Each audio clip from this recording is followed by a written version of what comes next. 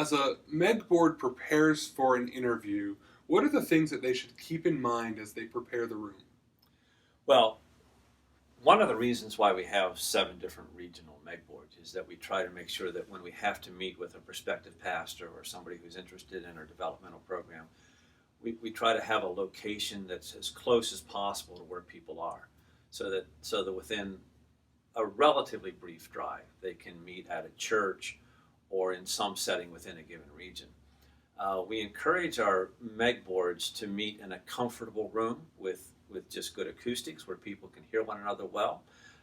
We like to have, we talk about wanting it to be a warm, safe, and hospitable place where when somebody who's coming in who might understandably be a little bit nervous or at least curious about what's going to happen, that as soon as they come in, they're greeted warmly. That's the warmth part.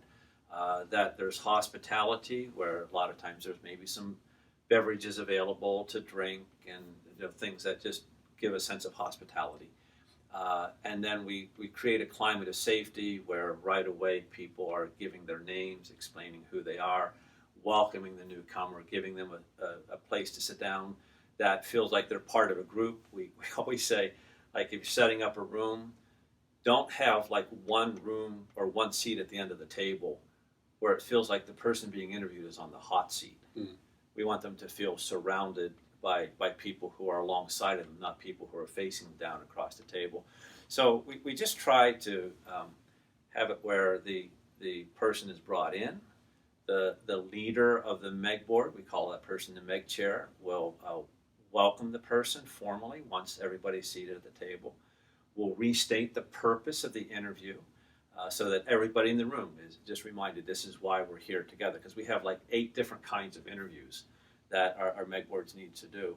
And so we just want to make it as safe as possible. And then we say to MEG board members, just keep in mind how you need to present yourself so that the person feels safe and accepted.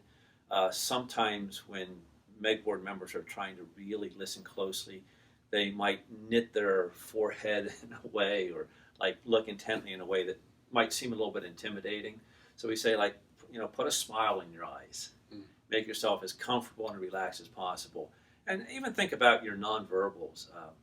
Like if a MEG board member is sitting back and listening with their arms folded, it communicates a whole different message than if you're just sitting with more of an open posture to listen to the person. So we try to think about everything that we can to help everybody be understanding this is a warm, this is a hospitable, and this is a safe place to be. Well, Al, after the interview, how does the MEG board decide what action to take? So I like that. That's good. So we say to our MEG board members, there's only one voice that we're really listening for here. We're listening for the voice of Jesus. So when we've done an interview, and we do have an interview guide that gives a lot of detail about what kinds of questions to ask, what kinds of topics to look at. But when an interview is completed, we close the meeting with prayer. The MEG chair will close the meeting with prayer or ask somebody in the room to close the meeting with prayer. And then they'll excuse the interviewee from the room. And then the members of the MEG board will sit, and here's how we do this. We go around the table or around the room and have each person just share their heart as you were listening to this person talk. Just share what's on your heart. What were you hearing? What were you thinking as relates to the topic of the interview? So every person speaks what's on their heart without any comment from anybody else in the room. And so what we say is listen to what you heard, but also listen to what everybody else in the room has to say. And what we find is always you begin to hear some common themes come through. Not that everybody comes to total agreement, but you hear some common themes come through. And we've concluded that when you hear the common ideas start to come together as each person shares, that's usually what we trust is the voice of Jesus speaking to the group. So the MEG chair will lead the group to consensus of understanding.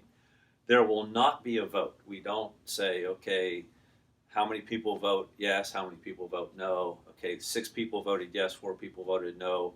So we don't do that. So it's not a vote. It's listening for the voice of Jesus by people sharing their heart and coming to a shared understanding about what decisions to make. Great.